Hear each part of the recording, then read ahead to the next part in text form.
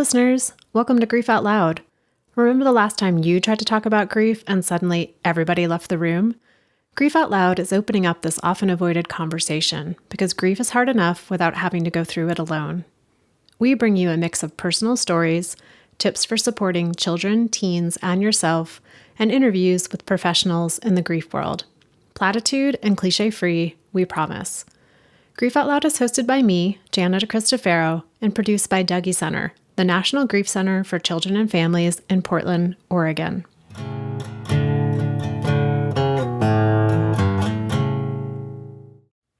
In looking through the library of past Grief Out Loud episodes, I realized there aren't that many with guests talking about the death of a sibling. There's maybe 7 of them out of 259. I don't really know why that is.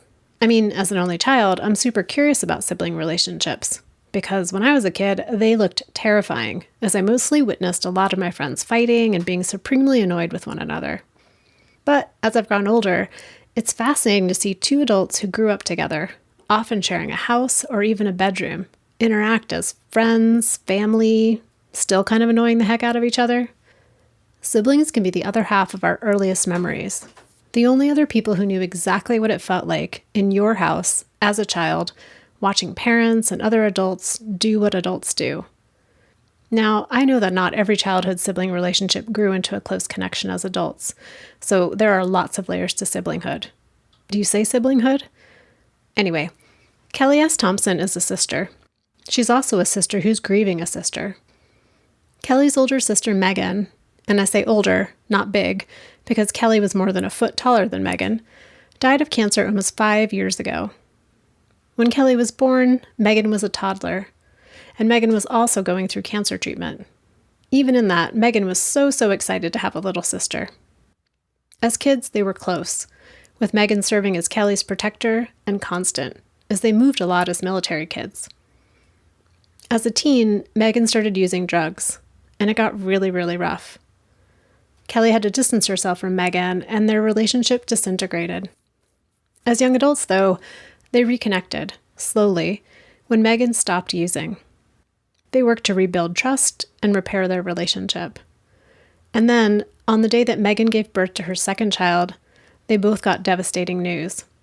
Kelly found out she couldn't have children of her own, and Meghan was diagnosed with cancer, a cancer that would take her life in less than 2 years. Kelly became Meghan's primary caregiver, going with her for treatments, staying by her side at the hospital, and being there for Meghan's last days and hours. Meghan's death was brutal, and Kelly was left with so many intense memories and images, and also a heart that was cracked wide open. Kelly turned to her writing as a way to cope with all of it. Meghan had made Kelly promise to write their story once she died, and Kelly kept that promise with her new book, Still, I Cannot Save You.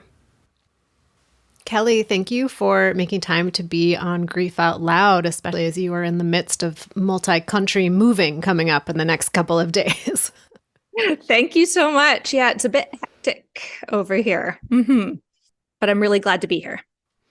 Well, I just had the honor of finishing your memoir, Still, I Cannot Save You. And I think I read it in a day and a half, which is a record for me. Because if it's not an audiobook, it takes me a long time. But I just couldn't put your book down. So I'm really looking forward to talking more about that piece. But on Grief Out Loud, we start with the person or the people that kind of bring us to this. And, I was thinking as I read your book, I just did a webinar and it was called It's Complicated, Death and Grief and Estranged Relationships. And I was like, oh, I really wish I'd read your book before because I could just use it as the outline for the whole webinar. But then I was like, oh, we need an extra part of that webinar that says estranged relationships that also grapple with the idea of reconciliation before someone dies. So given all that, what do you want us to know about your sister, Meghan? Yeah, my sister and I were really close. So I think the nice thing that Meghan and I had was growing up, we were almost exactly 3 years apart. Meghan had cancer as a baby. So when I was born, she was still going through cancer treatment. But she always wanted a sister. So, she looked after me. She did everything with me, included me in everything. And I was painfully shy. So I was chronically lonely. So if I didn't have my sister bringing me into things, I was by myself. But then she, as a teenager, she really got into drugs quite bad and a bunch of different kinds. Meghan was one of those people who was always looking for people to love her. And she just wanted to do whatever they wanted to do if it included her. So we fractured for quite a long time. I don't think we spoke we spoke, but it was pretty intermittent. And I had to sort of cut her out of my life for my own safety for about 15 years until she got diagnosed with cancer the day after giving birth to her daughter. So, but before that, she had got clean, and we really repaired our relationship through this really slow, beautiful, steady process. And in the end, even though losing her was such a kick to the gut, it was also like, oh, but look at the gift of being here with this person who brought me into the world in safety, and I'm going to watch her leave it in the same way with love. It's kind of amazing because you just took your book and like condensed it into like a 20-second synopsis of your relationship and how the relationship with your sister Meghan evolved from, when you were kids until when she died, when you were both in your early to mid 30s. Can you say a little bit more about that process of reconciling after she got sober? Because I just think that there's such an arc in the narratives out there of if there's a disconnect in a relationship, there's like a one reconnecting moment where they sort of like brush aside most of the things and then now we're great and nobody talks about it ever again. And I'm like, that's not real life. And so just wondering what was more of the like real aspect of that reconciliation? My parents would have loved for it to be like that fairy tale in which my parents were always sort of forcing us to have this come back together moment. But I mean, as adults, we could not be in the same room because I was so mad all the time. And yet at the same time, the older I got, the more I educated myself about addiction. The more I tried to understand, the more I talked to other people who struggled with addiction. I went to Al-Anon. I was reading books. Because I always took it as something personal that she chose drugs all the time over us.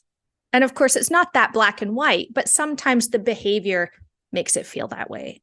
So Meghan stole a lot of money from us. She was constantly lying, not showing up for things, and it was hard. So my parents were quite willing and able to instantly forgive because, of course, she's their daughter. But I really had distanced myself from her.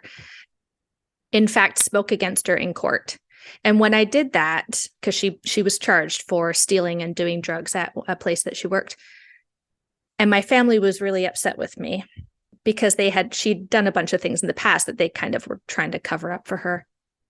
And Meghan instead really saw it as this step towards her wellness. And she didn't say that at first, but she never, ever, ever punished me for distancing myself from her, even when she could have, and it would have been fair to, because she did a lot of years of proving herself to me as someone I could rely on in my life before I finally really trusted that. And in all fairness, she must have had to come to that level of trust with me too, because I had pushed her away so purposefully.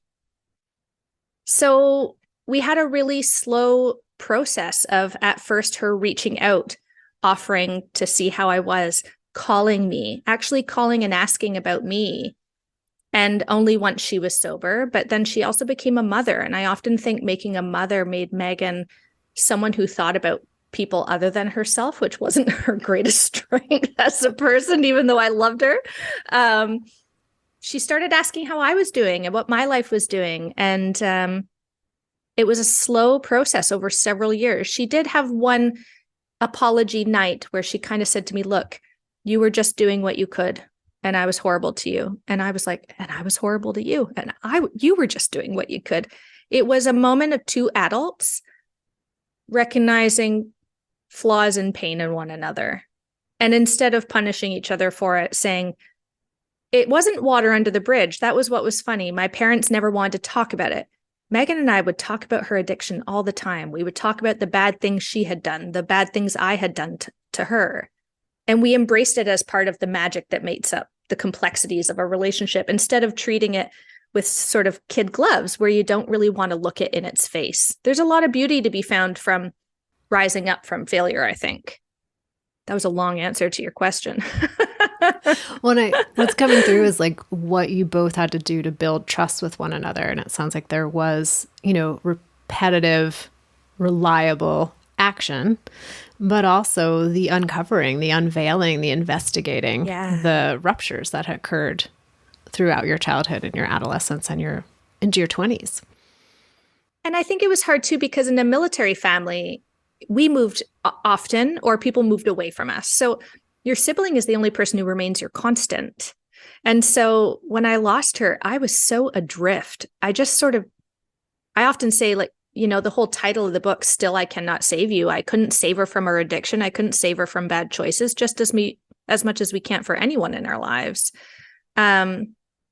But it was recognizing that it wasn't my job, that Meghan was her own person with her own ability to make her own choices. And when we finally really started showing up for one another, and sort of like tentative at first before we moved into, I think I write in the book, I had this one day where I realized I was really suffering with my mental health.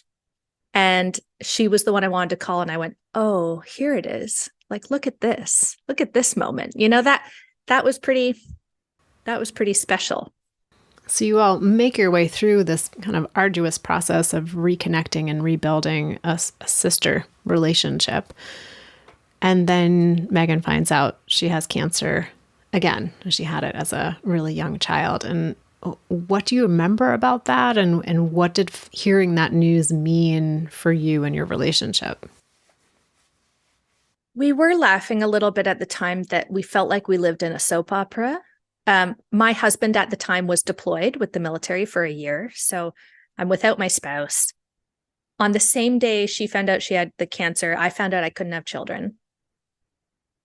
The kind of cancer she was diagnosed with was so rare that I think the day we found out, we knew it wasn't going to be good. Like, this wasn't going to end well. I don't want to have that corny, oh, you sort of realize what matters kind of thing. But the way we clung to one another told me a lot about the work that we had done, the way we had shown up for one another, which at the end of the day, we just want people to show up and to really show up. And my sister was also a domestic violence victim. So there was a lot of domestic violence and abuse victim, I should say. There was a lot of layers to the grief, because it was like watching the children and wondering what's going to happen to them and where that's going to go. And are they going to be safe and happy? And they're going to lose this effervescent, funny, loving person. So when I really think about it, it was like I couldn't bear to think about the next day. Everything had to be, right now I'm just doing this, and I'm doing this, and I'm doing this. Because as soon as I started to project forward, I would fall apart. And because my mother also has multiple sclerosis, both of my parents are also cancer survivors. There was a lot of leaning on me, which was something I was really proud to give, but it was also eating me alive. So I think that was a year of just trying to get from one day to the next.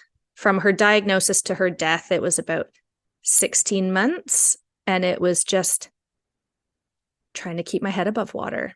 That's the only part I remember. And thank goodness I took notes, or the book would have been for all for hell. What day is it? Where am I? I mean, yeah, as I was reading the book, I was like, every chapter should just be titled Survival Mode. Chapter 1, Survival Mode. Chapter 2. And, wondering, Meghan died in 2018. So we're almost at the 5-year mark of her death. And, as you were talking about, like you were a primary caregiver basically for Meghan. You were helping your parents. You were doing it on your own because your spouse was overseas.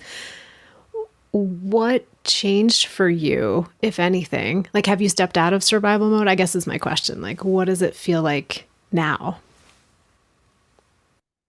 No, I don't. I think it's the reason I'm still in therapy. I'm still in therapy every second week. I take my medication. I think because I've always struggled with anxiety and depression, survival mode is also sort of where I find home. This is how my body feel and my mind feel a lot of the time. Of course, it's different, but I think we sometimes have this idea too about grief. People who haven't really had to sit with grief,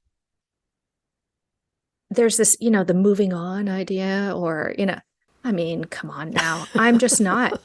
It takes me out in the weirdest ways over the weirdest things. Our parents are quite young. My parents are only 68. My mom, very shortly after Meghan died, was mostly in a wheelchair and is now almost entirely confined to her wheelchair. I'm in the process of moving my parents out to my retirement property so that we can all be in the same place in a couple of years. Even though they're so young, we are not a family of health. And I feel a lot of that weight because I'm the only one left. It's just me. But I have a really great partner. Like, my husband is pretty epic. I think the thing that feeds me, though, I'm sounding quite down, but I'm really fed by how lucky I was to have had such love and to continue to have it. I think I had this big fear when she was dying that it was over. Like, once she's gone, it's done. And of course, it's never done. The conversation continues forever. This book is my conversation to her. I write to her. I kind of talk to her. I'm buoyed by the fact that I got to have this great love, that I keep it with me always, that it's not this thing that I feel like I had to leave behind, that instead it keeps me going forward every day. And her children, my sister's kids, my nephew's about to turn 9. My niece just turned 6. So I have these other little beings where I think the legacy of their mom, who didn't get to be in their lives for a very long time, I get to gift that to them in some way. And I want to keep giving that to them in a million different ways.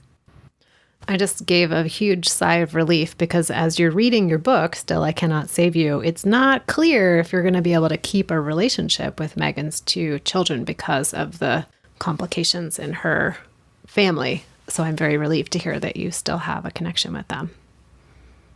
It's limited and not by my choice. And it's partly, my husband's in the military, so we live several provinces away. But I still don't have a relationship with their father, and he won't speak to me. And there's nothing I can do to change that. So I send killer birthday gifts, and I mean, their grandmother, who is their primary caregiver, makes a lot of beautiful effort and is really good to those children. I mail them cards once a month. And when I do see them, usually, when I'm visiting my parents, they say these things that kind of kick in the heart. Like, my nephew said, "Auntie, you smell just like my mom." And I thought, oh, he's not smelled her in 4 years at that point, but he remembered, like, that's a thing you hold inside you somehow. And I like the thought of being that. Or he said to me, "Auntie, you're a much better singer than my mommy was." And I think, okay, I'll take it. He did see my book when I was home. I was touring my book, and he held it, and he saw the picture of my sister at the back, and he said, "Oh, that's my mom." I said, "Yeah, it is." And he was very suspicious, as though I had published this in my basement, and said, "Is this just one copy for Grandpa, or is it?" And I said, "No, there's a lot of copies." And he asked me to save him one, and so I thought, they'll come find me. When they're older, they'll come find me. You mentioned a little bit back that, the grief, well, one, I had to chuckle a little when you were like, "I'm starting to sound so down." I'm like, we're on a grief podcast. Like, it's sort of the standard here, right? It's not our down, it's our people. Normal. Yeah. But you mentioned that, grief takes you down in unexpected and sometimes the weirdest ways. And I wonder if you had an example of maybe a recent experience with that. I mean, I even have in the book, the grocery store undoes me. at the end of life taking pleasure in the smallest things, and she would give me these weird tasks like, I want a drink, but I don't want it to be acidic, and I don't want it to be dairy based, and I don't want it to be fizzy. These criteria were so stressful, but I always found something for her. And in particular, it was for a long time watermelon juice. I mean, still, I kind of put my hand up to walk past the juice. It's like I can't look at these bottles of juice because I remembered holding buckets of it coming back up. It was, the grocery store was like a place that I would go to just find anything that would bring her a little bit of joy, like a new lip balm, or because it was close by and I didn't have to worry about just going quickly. So usually the grocery store is the place that really undoes me. I think I'm less attached to places and such because I've moved so often. There's no one place where Meghan is. And I actually have her ashes. She's with me. So because I also sit with her all the time, and I mostly don't lean away from it. It's funny, like we're a bit weird about grief, right? Like if we're crying and you feel quite weird, and I had joked like I wanted a shirt that I wore that would say like, my sister died. And when you think about it, we used to, in previous times, wear black to show that we were grieving for a year afterwards. And it was this symbol, and I wanted a symbol. Now I just full on cry. And when people are freaked out, I just say, my sister died, and they don't need to know when that was. And I just have my little meltdown and I'm fine with it. But it's often when I have a real moment of joy that I miss her the most. And it doesn't make me sad because she's still the first person I want to call. Especially, when I was mentioning Meghan just wanted to be loved so badly, but not by the kind of love I could give her. And so I just wanted to drench her in it. I just want, when I think about while she was actively dying, like those last, I think we just murmured, I love you over and over, because I thought I just want her to go out on those words, the thing that she was always looking for and never quite got.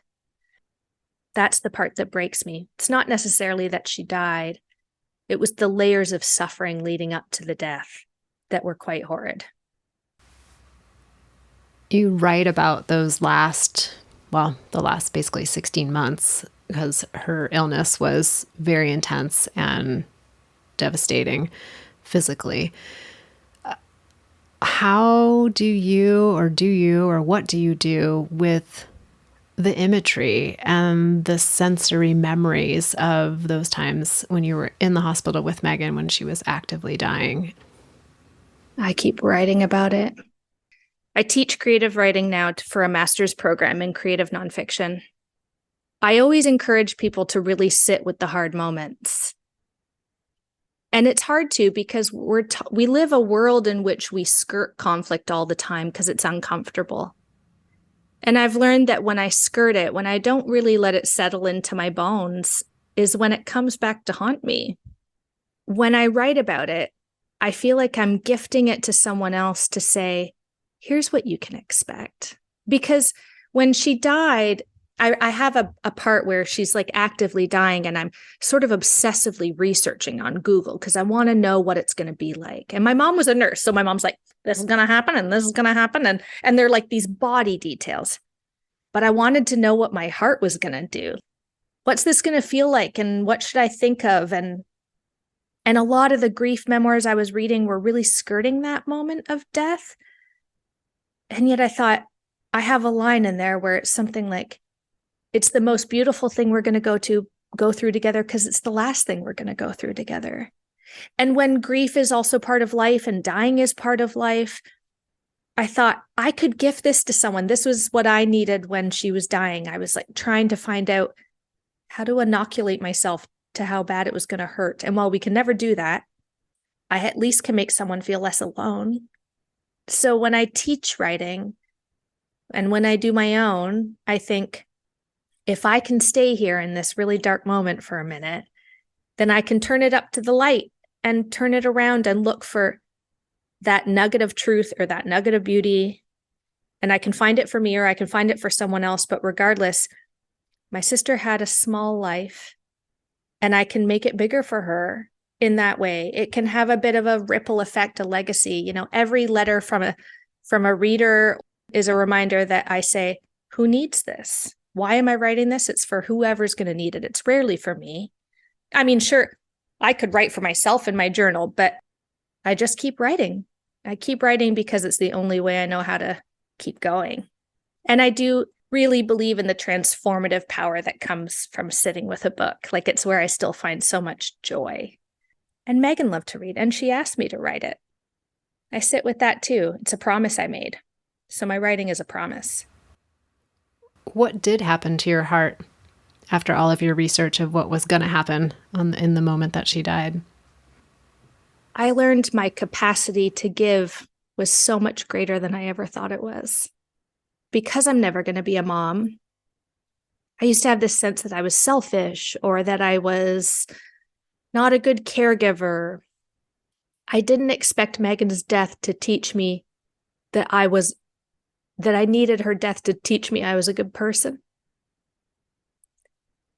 That I was willing to give so much for someone else, for the happiness of, or to, because I was her power of attorney and I was her executor, I had to do all the paperwork, and my dad was really convinced it should be him. And I thought, oh, but this is a burden. My parents have lost their child. This is a burden I can take off them. Or she wrote letters to the kids until she was 18, or till they were 18 for their birthdays.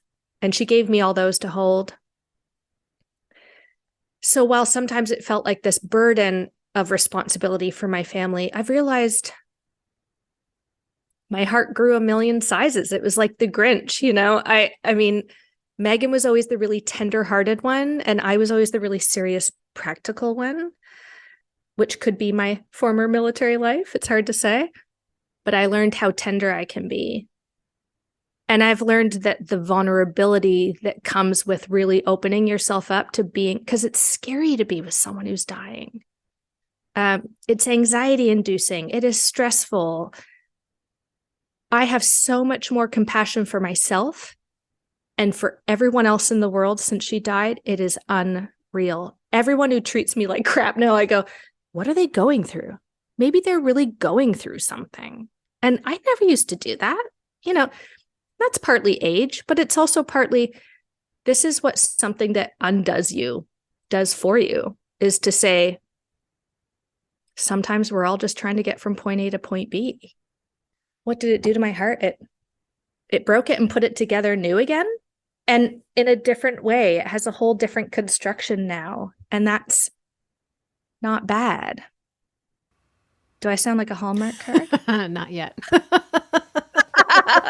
I'll be careful of not wandering into that territory. But my nose is definitely running. Goodness. Well, we've talked a lot about how you loved Meghan and how her death, just grinched your heart right open. How did Meghan love you? Without judgment.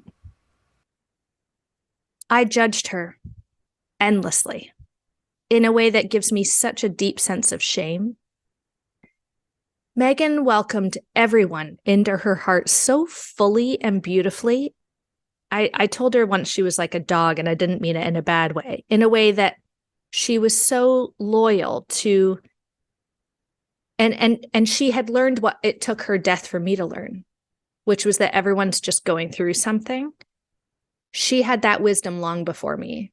Meghan loved me in a way that she was always my greatest champion. I mean, truly, like, whatever I wrote, it was the best thing she'd ever read in her entire life. And I was her favorite writer. And we called her my family cheerleader. And she was, to the absolute last moment. She never stopped telling me how proud she was of me. She loved me enough to embrace the things about me that weren't great, which I think is what love often is. Sometimes, anyone who's married is like, yes, that's exactly what it is. To love people despite their flaws. And she found a way to find my flaws something to celebrate too. She was magic like that. In reading the book, there's like and I don't mean this in a patronizing way, but like a childlike wonder that seemed to be part of Meghan's existence Yes. up until the day she died. And she was also really little, and I am tall. So we were kind of funny together. Like, I'm a full head taller than she was. And she came to watch me teach one day when I was teaching creative writing at university here. And because she often had to wear kids' clothes too, because she didn't fit into women's clothing, there was something quite childlike about her. And I think it's part of why I always felt like I needed to save her or protect her from something, because she was so, even though she was the older sister by 3 years, I'd always wanted to look after her. But when it came to my heart, she was the one I often trusted to look after me. You know, I'm talking to you as we come close to the 5-year anniversary of Meghan's death. And after you've put it all down on, not all of it, but most of it down on paper, and now it's a book, it's out in the world, people are reading it. What feels different about grief now versus maybe the early days and weeks and months of it? I think part of it was shucking that idea that I would move on instead of just move forward with all these new things, all this new knowledge that comes with me. The heaviness has never left. I think I thought the heaviness would abate a little bit. And I don't know if it's because things just keep happening, because this is life and things just keep happening in life, or if because I move all the time, because I'm a military spouse, because every place is home for 2 years, I don't have that one solidifying factor to keep returning to, which was her. When I think of what feels new, I think I mourned her for such a long time before she died. I mourned Meghan a million times over in a million different ways because she gave me so many instances to. And I thought I had really lost her several times before, whether to addiction or to just general poor choices, to partners who treated her poorly. There was no competing with that. So I had someone say to me a while ago, you know, if your sister had died before you guys repaired your relationship, you would have regretted it. And I don't think I would have. I grieved her properly, but I really loved her properly too. And I'm surprised by how comfortable I feel with grief. Not that it feels like home, but it feels like I'm surprised to welcome it in because it means I loved well. And that's this weird comfort to me. Because I don't think, while I wouldn't have regretted it if she had died before we had repaired our relationship, because I did what I had to do to survive, I am surprised to find how comfortable I feel within the world of grief. It doesn't feel new. It feels like a thing I've known a long time, just in different forms. What is it like bringing grief into the military world? Since you were a member of the military, you're a former military member, but you are a military spouse, so you're still in that realm. One of my first things I actually wrote was for my master's degree in nonfiction, or creative writing, sorry.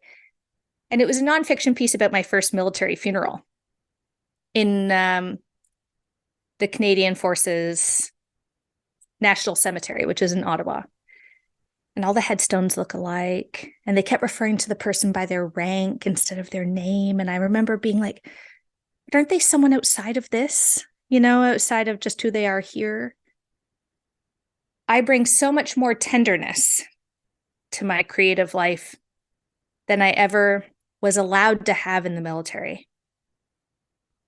I don't want to say death got normalized in the time of Afghanistan, but it was like I went to military funerals where, not to say people weren't emotional, but part of it was we're on parade, where we're in uniform. There's a certain level of decorum you have to keep.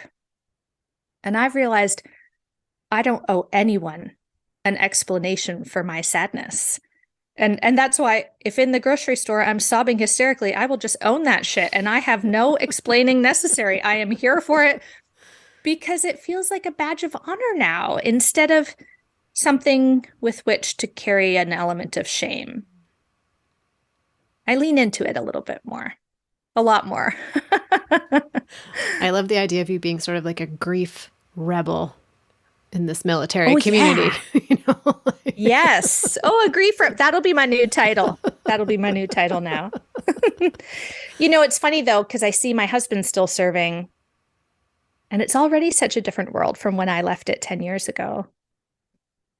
We're making a lot more room for different kinds of feelings in different ways. So maybe it's just one start, It always takes someone to have a good cry in public before we all feel like it's okay.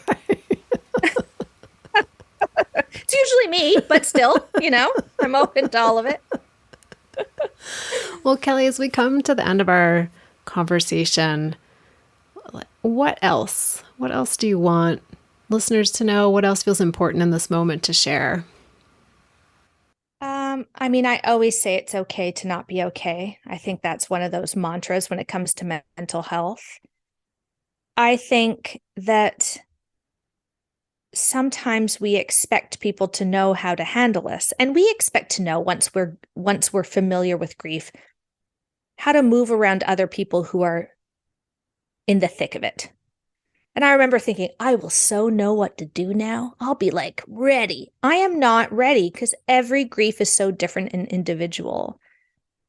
I think we look for stories that share similar threads and themes because we are a storytelling animal. And it's a way we seek answers, is to settle with other people's stories. And so this is just one story, the one that I wrote. And you'll have your story too. And so I often say that the more stories like this that we share, this podcast being in existence that I mentioned to you, I turned to because I was like, how do I keep going? How do I keep moving in a world that doesn't have this brilliant human being in it?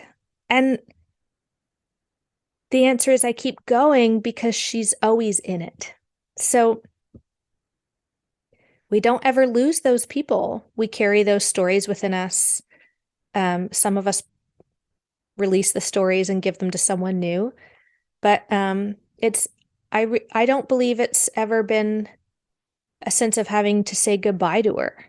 And I'm not a religious person, so I was surprised to find I didn't feel like I'd lost her. Sure, she's not here, and I can't talk to her, but I don't feel like I've lost her in any way. So I guess it's to say you get to own your own story around your grief. And there's a lot of power that comes with that too. Whether you choose to share it, whether you choose to internalize it, whether you choose to give it a home elsewhere. I think Meghan would like the little home I found for it. Well, Kelly, for listeners who want to connect with you or kind of keep up with your writing and the work that you're doing, where should they head? My website is Kelly S as in Sarah Thompson.com. There's a famous Kelly S. Thompson who writes Marvel comics. That is not me. Just sorry to disappoint everyone. And I'm on Instagram at Kelly S. Thompson Writer, which is where mostly it's photos of books I'm reading and my dog Ham. If you need a mood boost from your grief, Ham being vacuumed every week is sort of like the most reason people come to see me on Instagram. But my books are everywhere you can find books, and on Amazon and all that jazz at indie bookstores near you. I love nothing more than emails from people who want to share their stories. It brings me a lot of joy because I think we're always a little less alone when we're doing that story sharing. So thank you for having me, Jana.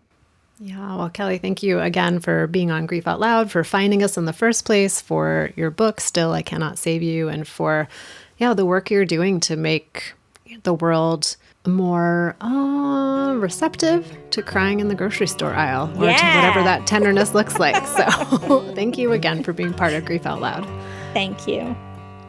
And listeners out there, I say it each and every single time, thank you for being part of our community, for making the show mean something, for reaching out to me, to emailing me at griefoutloud@dougie.org, which is dougy.org. It's also our main website where you can find all of our downloadable resources, information about our local programming, and each and every episode of Grief Out Loud. Thanks as always to the Chester Stephan Endowment Fund for supporting this podcast, and we hope you'll join us again next time.